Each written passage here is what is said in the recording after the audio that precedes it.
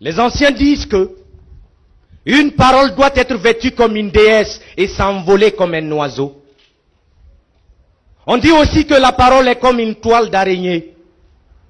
Pour l'homme habile, c'est un abri. Mais pour le maladroit, c'est un piège. Trop parler est toujours mauvais, mais ne peut se faire comprendre est souvent source de désagréments. De même que ne pas comprendre ce que dit une autre bouche.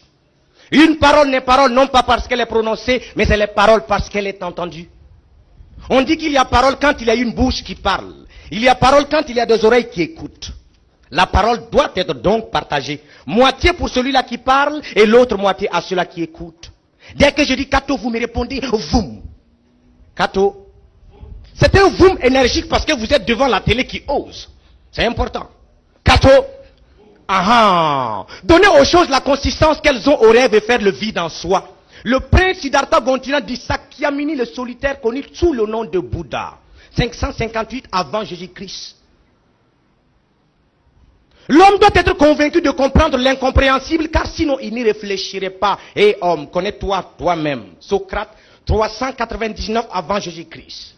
Les découvertes des hommes ne sont que les réminiscences des vérités que les âmes ont acquises auprès de Dieu avant leur naissance terrestre. Platon 380 avant Jésus-Christ.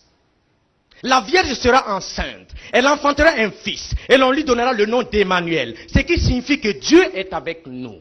Jésus-Christ lui-même, l'an 0, le début de l'histoire.